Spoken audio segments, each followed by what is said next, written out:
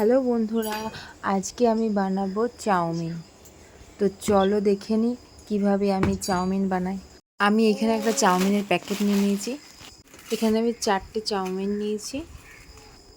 এখানে আমি চাউমিন বানানোর জন্য নিয়ে নিয়েছি বটবডি, আলু, বাঁধাকপি, পেঁয়াজ কুচি, রসুন কুচি আর কাঁচা লঙ্কা কুচি। গরম জল বসিয়ে দিয়েছি আর এখানে আমি কড়াইটা বসিয়েছি। এবার কড়াইয়ে তেল দেবো। কড়াইয়ে আমি তেলটা দিয়ে দিলাম।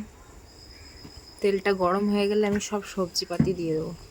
জলটার মধ্যে একটু তেল দিয়ে দিলাম আর অল্প একটু নুন দিয়ে দেবো। এখানে আমার তেলটা গরম হয়ে গেছে। আমি দিয়ে দিলাম একটু রসুন কুচি। রসুন কুচিটা দিয়ে দেওয়ার পর আমি দিয়ে দেবো পেঁয়াজ কুচি। পেঁয়াজটাকে ভালো করে আমি প্রথমে ভেজে নেব।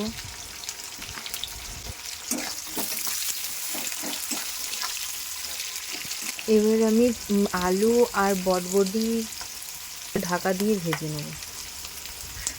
তারপরে আমি পরে বাঁধাকপিটা ভাজবো।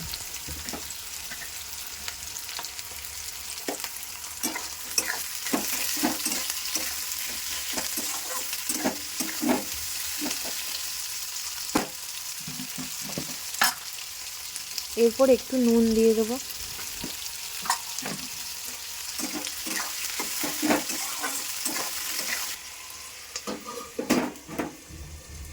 এখানে আমার জলটা ভালো করে গরম হয়ে গেছে। এবার আমি চাউমিনটা ঢেলে দেবো।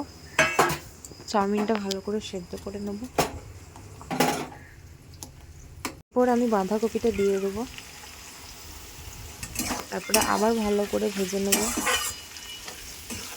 ঢাকা দিয়ে। দেখো এখানে আমার চাউমিনের জলটা ফুটে গেছে, চাউমিনটা আমার সেদ্ধ হয়ে গেছে। এবার আমি চাউমিনটা নামিয়ে দেবো, দিয়ে ঠান্ডা জল দিয়ে একবার ধুয়ে নেব।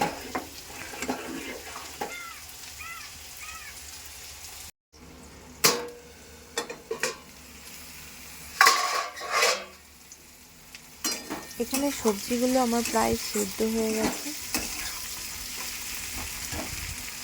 আমি আর 2 মিনিট কুক করে এরপরে আমি নুন আর হলুদ দিয়ে দেবো। এখানে আমি নুন আর হলুদ দিয়ে দেবো।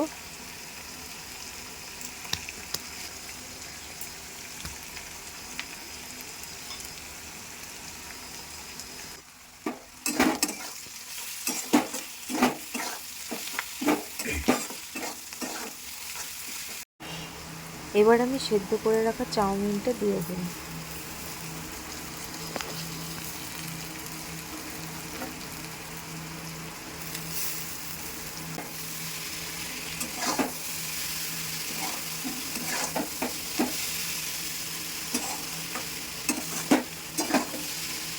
এখানে আমার চাউমিনটা হয়ে এসছে।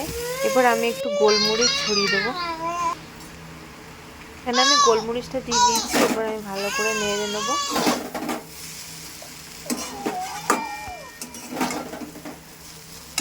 এখানে আমার চাউমিনটা পুরো কমপ্লিট হয়ে গেছে। দেখো, তো চলো আজকে এই পর্যন্তই।